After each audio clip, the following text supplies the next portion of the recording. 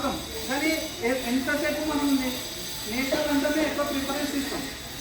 వందే మాత్రం మనం ఇయ్యం. మనము ఇండిపెండెన్స్ డే చేసుకున్నా సరే, రిపబ్లిక్ డే చెప్పుకున్నా సరే, మనం ఏం చేస్తాము, నేషనల్ అంటాం, జెండా ఎక్కినాక పాడతాం. వందే మాత్రం ముందే వాడేస్తాం, లేదా తర్వాత పాడతాం.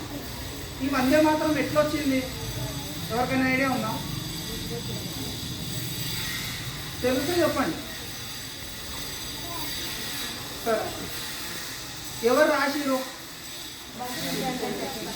బంకిం చంద్ర చటర్జీ లేదా చటోపాధ్యాయ అంటాం. బంకిం చంద్ర చటోపాధ్యాయ ఆయన రాసిండు. ఎప్పుడు రాసిండు? ఎప్పుడు రాసిండు? గట్టిగా 1875లో రాసిండు. 1875లో వందే మాతరం రచించిండు. ఎవరు రచించిండు? బంకిం చంద్ర చటర్జీ. ఈ వందే మాతరం అంటే దాని మీనింగ్ ఏంది? దాని మీనింగ్ స్వాతంత్రం తర్వాత విషయం. వందే మాతరం అంటే ఏంది? నమస్కారం అంటే ఏంది? నేను నీకు నమస్కారం చేస్తున్నాను అంటాం కదా, అంటే నేను నీకు వందనం తెలుపుతున్నా అట్లా అంటాం కదా. మన వందే మాతరంకి ఒక మీనింగ్ ఉంటుంది. ఏంది అంటే మాతరం. ఇక్కడ మాతరం అంటే మాత అన్నమాట. మాత అంటే ప్రకృతి రూపంలో కూడా మాత. ఈ భూమి కూడా మనకు మాతనే కదా, ఈ భూమాత అంటాం. చెట్లకి తులసి ఉందనుకో, తులసిని ఏమంటాము? తులసి మాత అంటాం. నదిని ఏమంటాము? గంగమ్మ అంటాం. గంగమ్మ, గోదావరమ్మ, యమున ఇట్లా అంటాం. అంటే అమ్మనే అంటాం కదా, మాతనే కదా ఆమె కూడా. ఇక ప్రకృతిని కూడా మాతలాగా వర్ణించి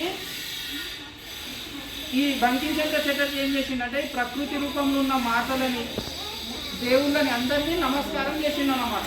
అట్లా వందే మాతరం అని రచించిండు. మొత్తం వచ్చా వందే మాతరం? ఇక్కడ అందరికి వచ్చా మొత్తం? అంటే వందే మాతరం అంటే సుజలం సుఫలం తర్వాత మళ్ళీ కోటి కోటి కంటే ఉంటుంది. అక్కడి నుంచి వచ్చా అందరికి? అక్కడ నుంచి రాదు. ఆ కోటి కోటి కంట నుంచి లాస్ట్ వరకు శ్రావణం సరళం దాకా ఎవరికి రాదు. మళ్ళీ నేర్చుకోవాలా లేదా? సరే, ఎందుకు నేర్చుకోవాలో చెప్తా. సరే, వందే మాతరం 1875లో రాసిండు. అయితే 82లో ఏం చేసిండంటే నవల అని ఉంటుంది. అంటే నోవెల్ అంటాం కదా. అంటే కవి వాళ్ళు ఏం చేస్తారంటే ఒక బుక్ రాస్తారు. ఆ బుక్ పేరు పెట్టుకుంటారు అన్నమాట. ఈయన బంకిం చంద్ర చటర్జీ ఏం చేసిందంటే ఆ బుక్ పేరు ఆనంద మఠం అని పేరు పెట్టింది దానికి. అందులో వందే మాతరం 1882లో అందులో పెట్టేసిండు అనమాట, ఆనంద మఠం దాంట్లో. అయితే ఈ వందే మాతరం రాసిన తర్వాత కొన్ని ఏళ్ళ తర్వాత అంటే 1905 అంటే 1905లో ఏమైందంటే బ్రిటిష్ వాళ్ళు బెంగాల్ని వేరు చేసారు, సపరేట్ చేయడానికి ప్లాన్ చేసారు. ఇప్పుడు మనం చూసినాం కదా, తెలంగాణ ఆంధ్రప్రదేశ్ కలిసి ఉండే, తర్వాత ఏమైంది, విడిపోయింది. అట్లా బ్రిటిష్ వాళ్ళు కూడా ఏం చేశారంటే బెంగాల్ని 2 భాగాలు చేయాలని చూసారు. 2 భాగాలు చేసి ఏం చేద్దామంటారు, ఒకటి వెస్ట్ బెంగాల్, ఒకటి ఈస్ట్ బెంగాల్. ఈస్ట్ బెంగాల్ ఇప్పుడు ఉన్న ప్రదేశం ఏంటంటే బంగ్లాదేశ్, ఆసాం, మిజోరం ఇవన్నీ వస్తాయన్నమాట. వెస్ట్ బెంగాల్ అంటే ఇప్పుడున్న వెస్ట్ బెంగాల్ మొత్తం. ఫస్ట్ మనం అందరం విన్న తర్వాత చూస్తున్నాం.